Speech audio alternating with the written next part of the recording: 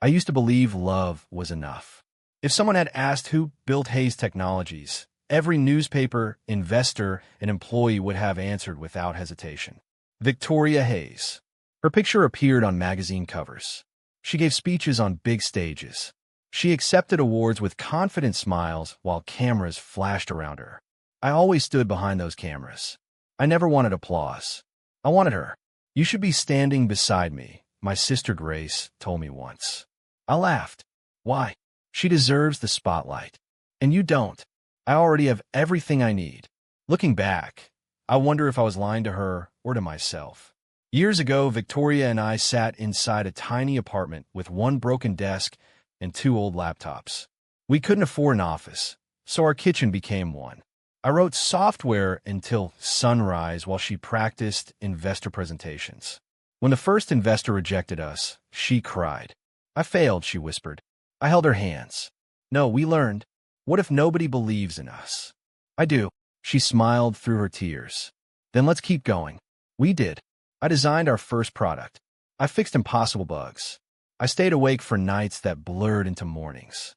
When investors wanted proof the company could survive, I negotiated every meeting while Victoria prepared the vision they wanted to hear. Whenever people praised her, I clapped louder than anyone else. She deserved it. At least, that's what I believed. Things began changing about a year ago. It started with one sentence. "Ethan, this is Ryan Brooks," Victoria said after walking into our house one evening. "He's my new executive assistant." Ryan smiled and offered his hand. "It's an honor to finally meet you." "You too," I replied. He looked young, confident, and perfectly dressed. Victoria couldn't stop talking about him. Ryan organized the conference in one day. Ryan found a better supplier. Ryan stayed at the office until midnight. I smiled every time. That's great. But something inside me felt uncomfortable. Not because Ryan worked hard, because Victoria hadn't spoken about me that way in months. One evening, I waited at our favorite restaurant. The waiter smiled politely. "Would you like to order while you wait, sir?" "I'll wait." 20 minutes became 40. Finally, my phone buzzed. "Victoria, ***, running late. Ryan and I are finishing an important client meeting. Eat without me, ***." I stared at the message. Then I typed, "Me, ***, no problem. Be careful driving home, ***." I deleted 3 different replies before sending that one. When I reached home, she was still talking on the phone. "Ryan, email me the updated presentation." She walked past me without noticing I had entered. A few minutes later, she finally looked up. "Oh, you're home." "I've been home. Sorry. Busy day." I noticed. She sighed. "Can we not do this tonight?" "I'm not doing anything. I'm exhausted, Ethan." "So am I." Silence filled the room. She walked upstairs. I stayed in the kitchen, staring at 2 untouched dinner plates. The next morning, I arrived at headquarters early. Daniel Foster, our CFO, was already making coffee. He smiled. "Morning, Ethan." "Morning. You look tired." "I didn't sleep much." He handed me a cup. "Everything okay?" I forced a smile. "Just work." Daniel looked unconvinced. "You know," he said quietly, "people have started noticing something." "What?" "Ryan attends almost every executive meeting now." "So, you used to attend every one." I shrugged. "Victoria trusts him, and she trusts you." I looked toward the elevator as its doors opened. Victoria stepped out. Ryan walked beside her. They were laughing. She didn't even notice I was standing there. Chapter 1. The Man She Stopped Seeing, Part 2. I watched them walk toward the conference room. Ryan noticed me first. "Good morning, Ethan." "Morning." Victoria glanced at me for barely a second. "We're running behind. The board is already waiting." "I'll grab my notes," I said. Ryan cleared his throat. "I already prepared today's presentation." I looked at Victoria. "You asked him to?" She nodded. "It saves time." I forced a smile. "Of course." The 3 of us entered the room together. Several executives greeted Victoria. "Morning, CEO Hayes." "Great to see you." Then a few turned toward me. "Morning, Ethan." I nodded politely and took my usual seat. Ryan stopped beside me. "I'm sorry," he said with an awkward smile. "Victoria asked me to sit there today."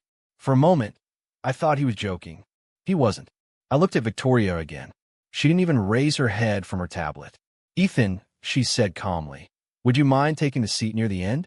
Ryan will be presenting. My chest tightened. Sure. No one spoke while I moved. The chair that had been mine for years suddenly belonged to someone else. Victoria stood. Let's begin. Ryan connected his laptop to the screen. Our first topic is the new expansion plan. As he spoke, I recognized every chart, every projection, every strategy. I had created them 2 nights earlier. He didn't mention my name once. The room filled with approving nods. One director smiled. Excellent work, Ryan. Thank you. Another executive added. This is exactly the direction the company needs.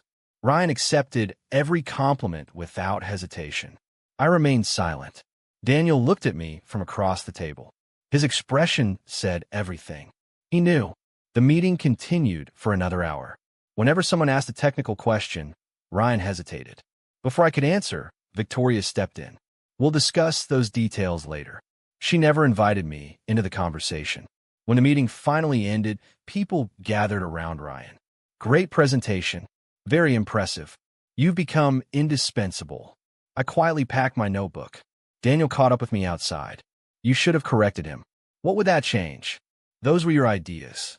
They're the company's ideas. No, Daniel replied. They're yours. I smiled weakly. It doesn't matter. It should. Before I could answer, Victoria called my name. Ethan. I turned around. Can we talk? Of course. Daniel walked away, leaving us alone. Victoria folded her arms. You looked unhappy in there. I was listening.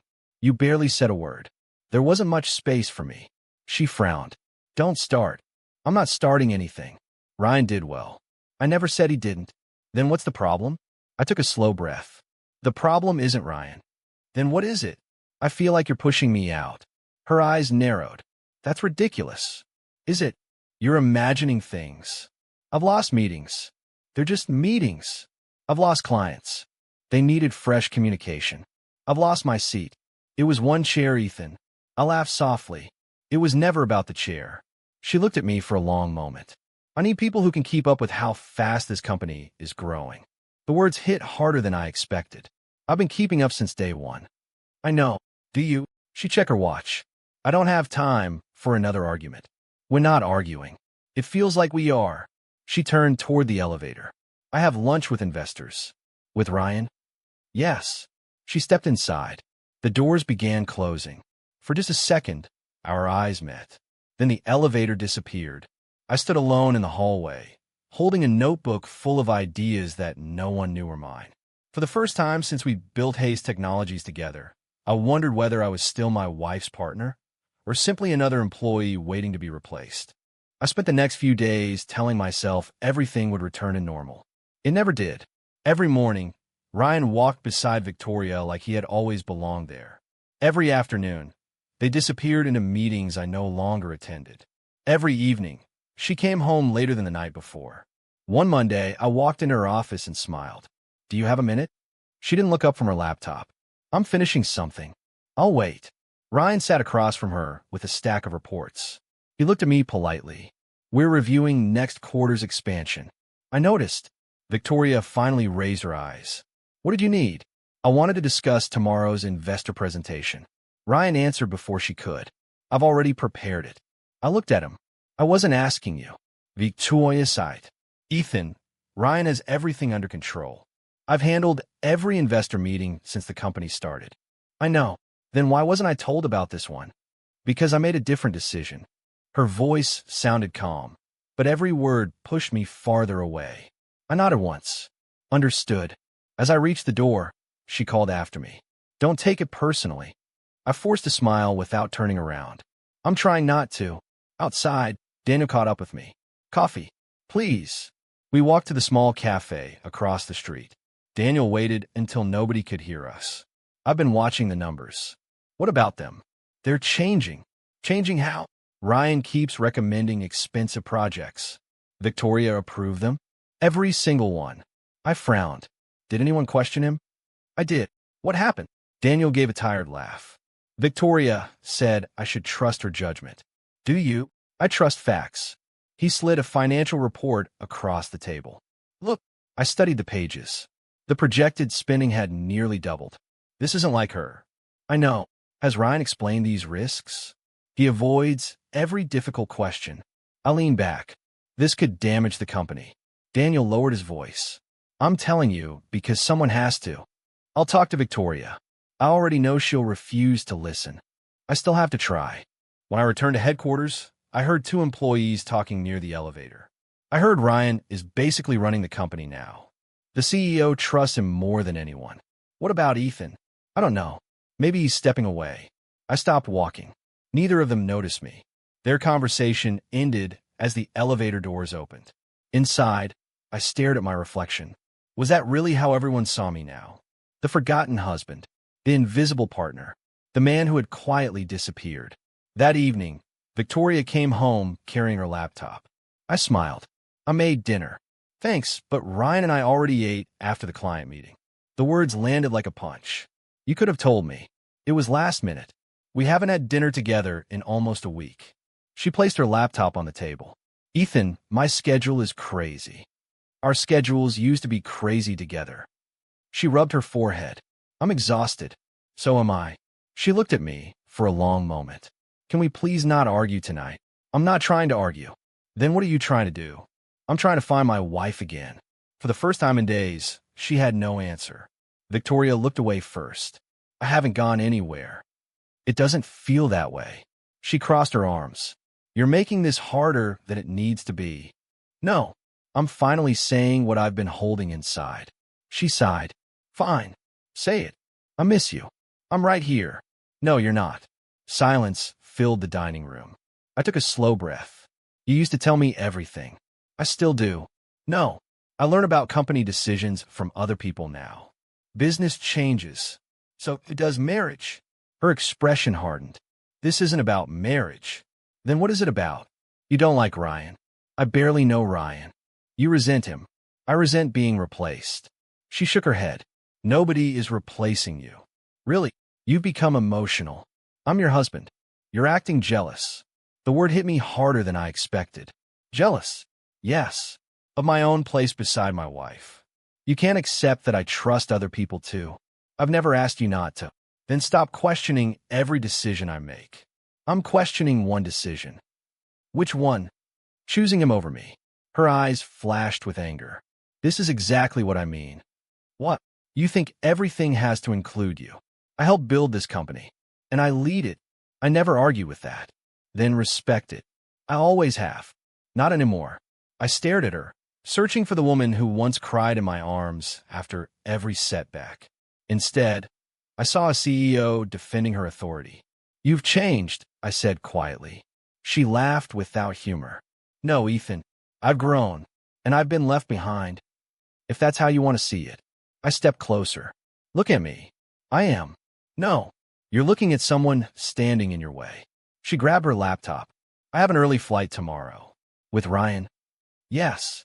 You didn't even tell me you were traveling. I was going to. When this conversation is over. She started toward the stairs. I spoke before I could stop myself. Do you even need me anymore? She froze. For 1 second, I thought she might turn around. Instead, she said, I need someone who supports me, not someone who doubts every choice I make. The bedroom door closed. I remained downstairs, listening to the silence. Around midnight, I packed a small bag. I didn't take much. A few clothes. My laptop. The old notebook where I had written the company's first ideas. Nothing else felt important. As I carried my bag outside, my phone rang. Grace. Hello. Ethan. Yeah. Why do you sound like that? I tried to laugh. I'm just tired. No. You're hurting. I closed my eyes. Can I come over? You never have to ask. Thank you. I'll leave the porch light on. 30 minutes later, she opened the front door before I even knocked. She looked at my bag, then at my face. You finally stopped pretending. I guess I did. She hugged me without saying another word. I didn't realize how badly I needed that until my shoulders started shaking. She led me inside and handed me a cup of tea. You don't have to explain tonight. I will. When you're ready. I nodded. For the first time in weeks, nobody expected me to smile. Nobody asked me to understand. Nobody replaced me. I sat in the quiet living room and stared at the notebook resting on my knees. It held the first dream Victoria and I had ever shared. Now it felt like the only proof that dream had once been real. For the first time, I stopped asking myself how to save my marriage. Instead, I asked the question I'd been too afraid to face. Was it still worth saving it all? I arrived at headquarters before sunrise. For a moment, everything felt familiar. The glass doors, the company logo, the reception desk where I had welcomed our very first client years ago. I stood there longer than I should have. The security guard smiled. "Good morning, Mr. Carter." "Morning, James. Big executive meeting today." "So I've heard." He nodded. "Good luck." I thanked him and walked toward the executive floor. As soon as I stepped out of the elevator, Daniel hurried toward me. "Ethan, you look worried." "I am." "What happened?" He lowered his voice. "Ryan has been meeting with Victoria and several board members all week." "About what?"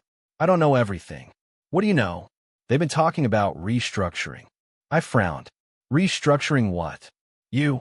Before I could answer, my phone vibrated. "Victoria, executive meeting. Conference room, 10 minutes. No greeting, no explanation, just another instruction." Daniel looked at my screen. "I don't like this." "Neither do I." We walked together in silence. Outside the conference room, Ryan was already greeting executives. "Good morning. It's great to see everyone." He looked relaxed, confident, like someone who already knew how the meeting would end. When he noticed me, he smiled. "Ethan, Ryan, I'm glad you made it." "So am I." Victoria entered moments later. "Let's begin." Everyone took their seats. Mine was still there, at least for now. Victoria stood at the front of the room. "Thank you all for coming." She paused. "As everyone knows, Hayes Technologies is entering a new stage of growth." Several executives nodded. She continued, "To remain competitive, we must make difficult leadership decisions." Something inside me tightened. Ryan opened a folder and placed several documents in front of each executive. One landed in front of me. I looked down. Executive Leadership Restructure.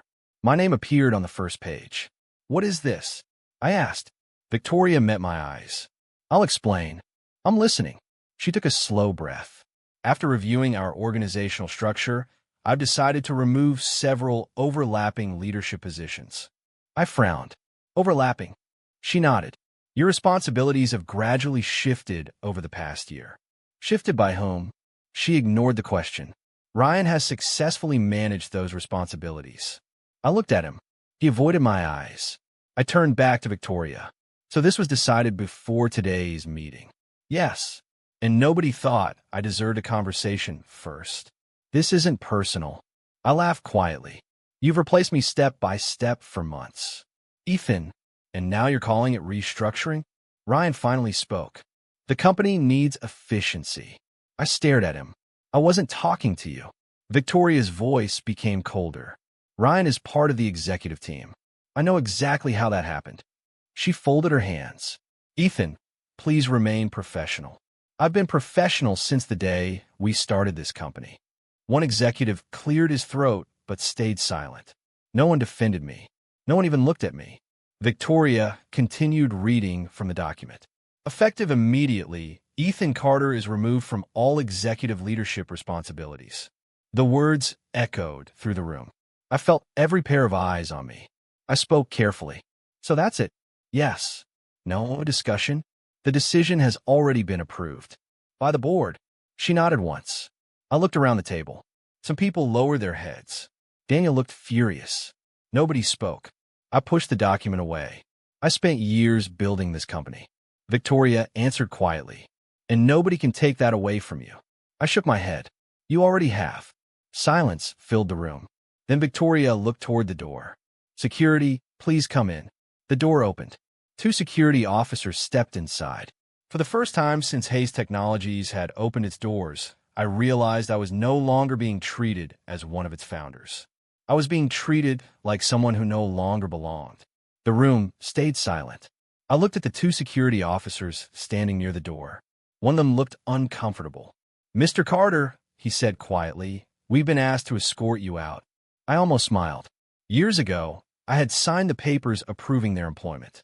Now, they were escorting me from the company I had helped create. I stood slowly. Nobody spoke. Not the executives. Not Ryan. Not even Victoria. I looked at her one last time. Is this really what you want? Her eyes moved away from mine. This is what the company needs. I nodded. I understand. That was the only answer I gave. I picked up my notebook and walked toward the door. Daniel stood up suddenly. This is wrong. Victoria looked at him. The decision is final. Daniel clenched his jaw. Ethan built half this company. And I respect that, she replied. Respect? Daniel asked. This doesn't look like respect. Ryan stepped forward. We should focus on the future. I looked at him. The future has a way of remembering the past. For the first time, his smile disappeared. I walked out of the room. The security officers followed a few steps behind me, but they didn't rush me. Employees looked up as I crossed the office floor. Some looked surprised. Some looked uncomfortable. A few quietly looked away. I heard whispers. What's happening? Was he fired? I thought he was one of the founders. I kept walking. I didn't trust myself to speak. When the elevator doors closed, I finally allowed myself to breathe. The company logo reflected in the metal doors. I remembered the first version of that logo, drawn on a piece of paper in our apartment kitchen. Back then, Victoria had smiled and said, "One day, everyone will know this name." She was right, but nobody knew mine. Outside the building, I sat on a bench and stared at the notebook in my hands. Every page held ideas, plans, dreams, years of my life. My phone rang. Mason Reed. I answered. Mason, where are you? Outside the building. Stay there. I'm coming. 20 minutes later, Mason sat beside me. He carried a thin leather folder. You heard? I asked. I was in the legal department when it happened. I laughed softly. Then you know my career is over. Mason looked at me carefully. No, I think this is only the beginning. What do you mean? He opened the folder. Inside were several old documents. I frowned. I remember these. You should. What are they doing here? You asked me to protect them years ago. Memories returned immediately. Back then, an investor had tried to gain control of the company. I had quietly created special shareholder agreements to protect Hayes Technologies. I never told many people. Not even Victoria remembered the details. Mason tapped the papers. These agreements were never included in the public records. Why? Because you wanted protection in case someone ever tried to force you out. I stared at him. And now? He smiled slightly. You still control enough voting power to influence the board. I looked down at the documents. For the first time that day, I felt something other than pain. Not anger. Not revenge. Possibility. Mason watched me carefully. What do you want to do? I thought about Victoria. About Ryan. About the meeting. About the silence in that room. Then I shook my head. Nothing. He looked surprised. Nothing. Not yet. Ethan, they removed you. I know. You could fight back immediately. I could. Then why wait? I looked toward the company building. Because I knew something Ryan didn't. Arrogance always creates mistakes. Pride always leaves cracks. And companies built on bad decisions eventually reveal the truth themselves. I stood. Mason, keep the documents safe. I will. And don't tell anyone. He nodded. As I walked away, my phone buzzed. A message from Daniel. Daniel, the numbers are getting worse.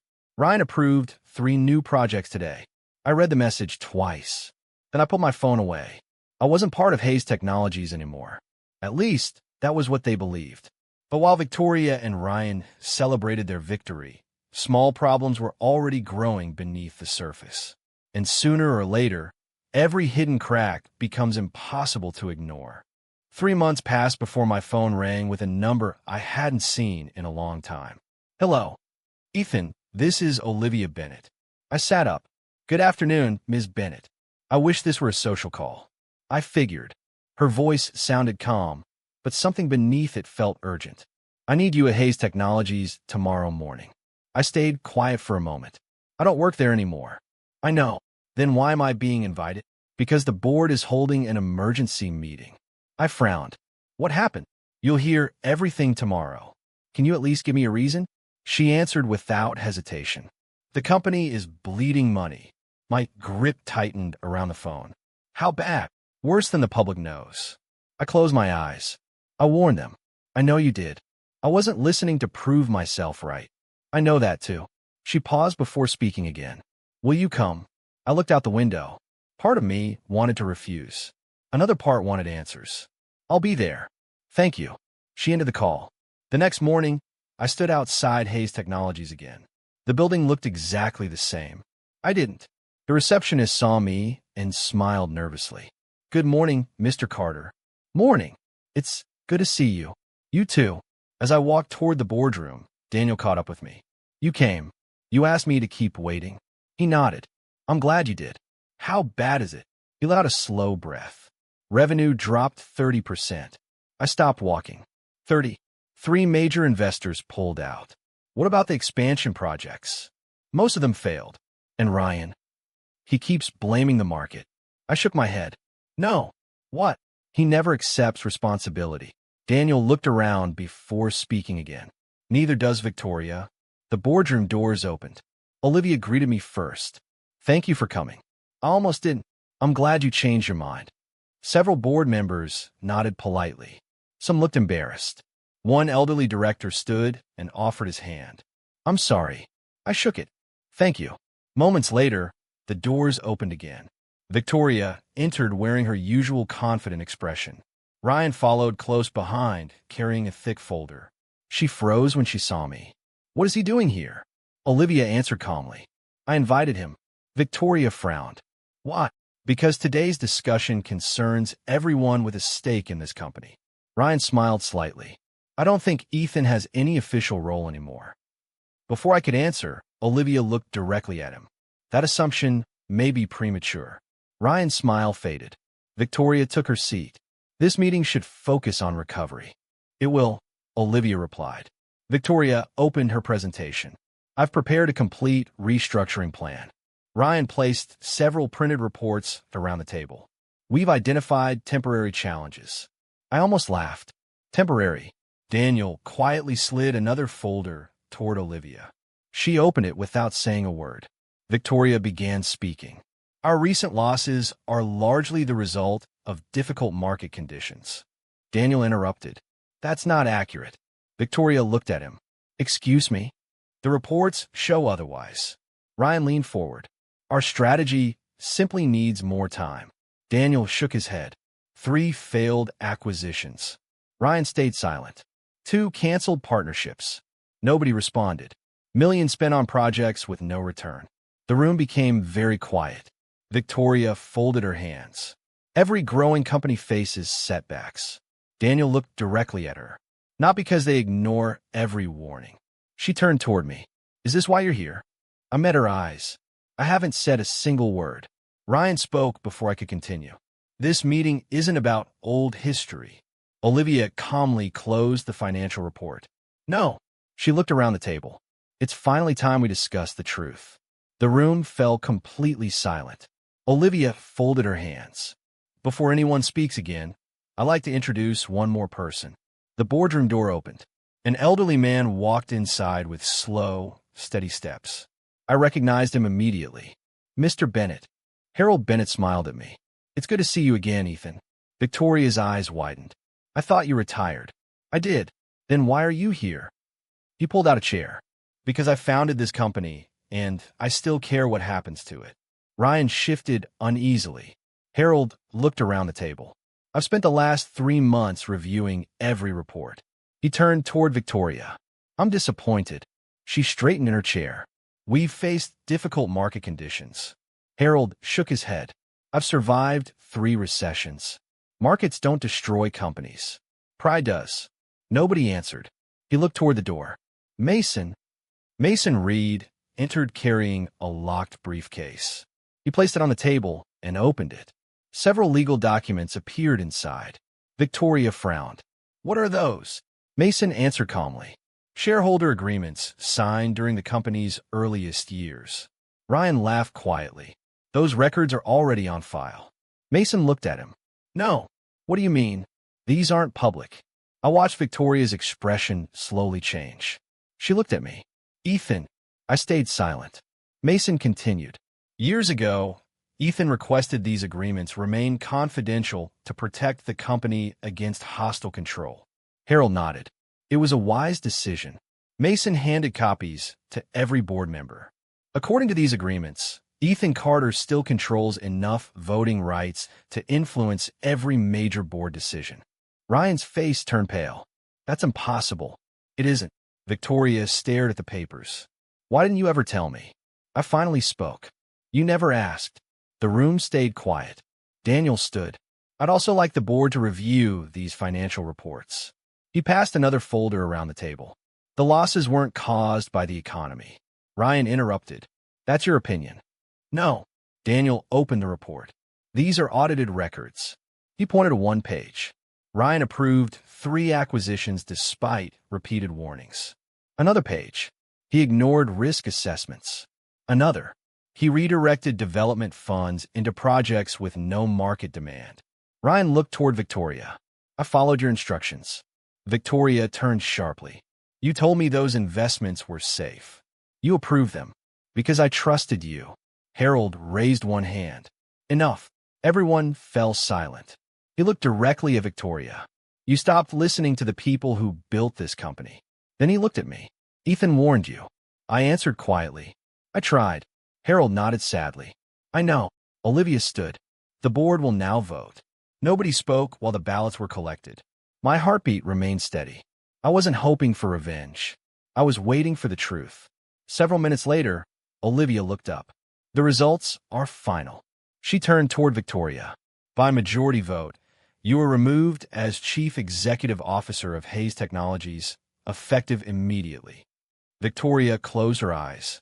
She didn't argue. Olivia looked toward Ryan. Your employment is terminated immediately for misconduct, financial negligence, and misleading executive leadership. Ryan stood abruptly. You can't blame everything on me. Harold answered firmly. We're blaming you for your own choices. Ryan looked around the room. Nobody defended him. Not one person. Security entered quietly. This time, they weren't there for me. One officer spoke politely. Mr. Brooks, this way, please. Ryan glared at me as he walked toward the door. I simply watched him leave. Victoria remained seated. She looked smaller than I had ever seen her. She finally met my eyes. I'm sorry. Her voice barely reached me. Months earlier, I would have done anything to hear those words. Now, they carried only sadness. I stood. Harold smiled. Would you like your office back? I shook my head. No. Why not? Because I didn't come here to reclaim a room. Olivia asked softly. Then why did you come? I looked around the boardroom where my life had changed twice. I came because the truth deserved a seat at this table. Nobody spoke. I picked up my notebook and walked toward the door. For months, I had imagined this moment. I thought victory would feel loud. Instead, it felt peaceful. I never shouted. I never demanded revenge. I never celebrated anyone's downfall. Justice had spoken for me, and its voice was stronger than mine ever needed to be. 3 weeks passed after the board meeting. I heard very little from Hayes Technologies. That was exactly how I wanted it. One quiet afternoon, Grace looked at me across the kitchen table. You seem different. I am. You don't look angry anymore. I'm tired of being angry. She smiled. I've been waiting to hear you say that. Before I could answer, my phone vibrated. The screen showed a name I hadn't expected. Victoria. Grace noticed my expression. You don't have to answer. I stared at the phone for several seconds. Then I accepted the call. Hello. Her voice sounded weak. Ethan, can we talk? What about? I'd rather say it in person. I closed my eyes. Fine. Thank you. We agreed to meet at a small cafe the following afternoon. When I arrived, she was already sitting by the window. She looked completely different. The expensive business suits were gone. The confident smile had disappeared. Dark circles rested beneath her eyes. She stood as I approached. Thank you for coming. I sat across from her. You said you wanted to talk. She lowered her eyes. I don't know where to begin. The truth usually works. She nodded slowly. I lost everything. I remained silent. The board removed me. I know. The investors won't return my calls. I didn't answer. My old friends stopped inviting me anywhere. She laughed bitterly. I guess they weren't really friends. I folded my hands. What about Ryan? Her smile disappeared. He resigned the same day. And he blamed me for everything. I wasn't surprised. He said I ruined his career. I looked at her quietly. You believed him over me. I know. She swallowed hard. I see that now. The waitress brought 2 cups of coffee. Neither of us touched them. Victoria finally looked at me. I've replayed everything in my head. I waited. You warned me. Yes. I refused to listen. Yes. You tried to save both the company and our marriage.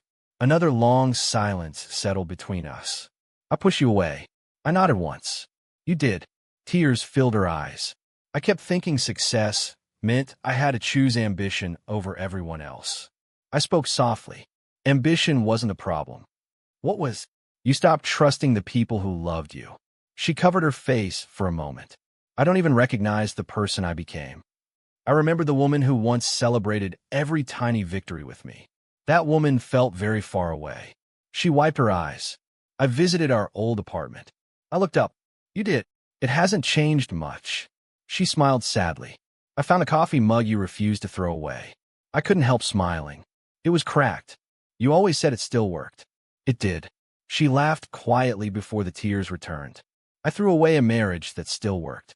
Her words stayed with me. For the first time since everything had fallen apart, I didn't feel satisfaction. I only felt sadness. She reached across the table. I'm sorry, Ethan. I looked at her hand resting between us. Then I looked into her eyes. For the first time in many months, I believed she truly meant those words. I looked at her for a long moment before speaking. I believe you're sorry. Fresh tears rolled down her cheeks. Thank you. But being sorry doesn't erase what happened. I know. You didn't lose me in one day. She lowered her head. I lost you a little at a time. Yes. I kept choosing someone else. Yes. I chose praise over honesty. I nodded. You did. She took a shaky breath. I confused loyalty with weakness. I stayed quiet. I thought you would never leave. You were right. She looked up. What? I didn't leave. Her eyebrows lifted slightly. You pushed me away until there was nowhere left for me to stand. She covered her mouth as she cried. I hate myself for that. Don't. She stared at me. You don't. I don't want you to hate yourself. After everything I did, I want you to learn from it. She wiped her eyes. Can you ever forgive me? I answered honestly. I already do. Hope appeared across her face. But forgiveness isn't the same as starting over. The hope disappeared. So, there's no second chance? I gently shook my head. No. She closed her eyes. I understand. We sat quietly until she stood. I won't bother you again. You aren't bothering me. I've already done enough. She gave me one final, broken smile. I hope you find happiness, Ethan. I hope you do too. She walked away without looking back. I watched her disappear into the crowd. Instead of anger, I felt peace. A week later, my phone rang again. This is Ethan. Hello. I'm Sophia Miller. I know who you are. She laughed. That's good. It saves introductions. What can I do for you? I'd like to meet. About my company. The next afternoon, we met at her office. She greeted me with a firm handshake. Thank you for coming. My pleasure. She led me into a meeting room. I'll get straight to the point. I'm listening. I've studied your work for years. I smiled slightly. Most people studied Victorious. I studied the engineer behind the success. That surprised me. She continued. I know which products you designed. I stayed silent. I know which investor negotiations you handled. I blinked. And I know you solved problems nobody else could. I laughed softly. You've done your homework. I hire talent, not headlines. Those words stayed with me. She slid a folder across the table. I want you as my partner. I opened it. The offer was generous. More importantly, it treated me as an equal. You barely know me. I know your reputation. My public reputation disappeared. She smiled. I'm talking about the private one. I looked at her. What if I say no? I'll respect your decision. No pressure. None.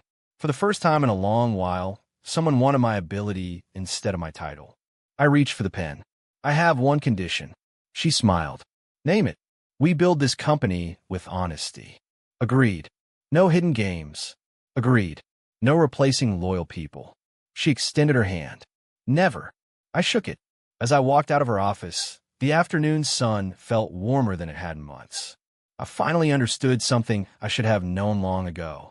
My worth had never depended on Victoria's love. It had never depended on a job title. It had never depended on applause. My value had always been inside me. I had simply forgotten to believe it. 3 months after joining Sophia's company, I no longer woke up with a heavy heart. For the first time in years, I looked forward to going to work. As I walked through the office, people smiled instead of whispering. "Morning, Ethan." "Good morning. Can you look at my design later?" "Of course." Another developer waved at me. "I finally fixed that software bug." I laughed. "Show me after lunch." "You got it." Sophia stepped out of her office carrying 2 coffee cups. "I guess you'd skip breakfast again." I accepted one with a smile. "You know me too well. I know hard-working people." We walked toward the conference room together. She looked at me. "How does it feel?" "What?" "Leading a team again." I thought for a moment. "It feels peaceful." She smiled. "That's my favorite answer." Inside the conference room, our engineers were already waiting. One of them raised his hand. "Ethan, I disagree with your proposal." I nodded. "Tell me why." For the next 15 minutes, everyone shared different ideas. Nobody interrupted. Nobody tried to prove they were more important. When the discussion ended, I smiled. "Your version is better." The young engineer blinked. "Really?" "Yes." "I thought you'd defend your own plan." I shook my head. "We're here to build great products, not protect our pride." Several people nodded. Sophia quietly leaned toward me. "That's exactly why I wanted you here." After the meeting ended, she stopped beside the window. "You've changed." "I hope so. You don't carry the same sadness anymore." I finally stopped carrying the past every day. She smiled. "I'm glad." My phone vibrated. An unknown number. I answered. "Hello." "Ethan." I recognized the voice immediately. "Victoria." "I know I shouldn't call. What do you need? Can we meet one last time?" I stayed silent. "I won't ask for anything." "What makes this meeting different?" "Because this time, I only want to say goodbye." I looked through the glass wall at my team, laughing together. Then I answered quietly. "Tomorrow afternoon." "Thank you." The next day, I met her at the small park where we had celebrated our first investment years ago. She was already sitting on a wooden bench. When she saw me, she stood. "Thank you for coming." I said I would. She smiled sadly. "You always kept your promises." We sat down without speaking. Finally, she broke the silence. "I heard your new company is doing well. We're growing. I'm happy for you." "Thank you." She looked at the trees for a long moment. "I've spent months thinking about everything." I waited. I blamed Ryan. She shook her head. Then I blamed the board. Another quiet laugh escaped her. Eventually, I ran out of people to blame. She turned toward me. The only person left was me. I didn't interrupt. I replaced the one person who never stopped believing in me. Her voice trembled. "I thought loyalty meant you would never leave." I answered softly. "Loyalty doesn't mean accepting disrespect." She nodded. "I understand that now."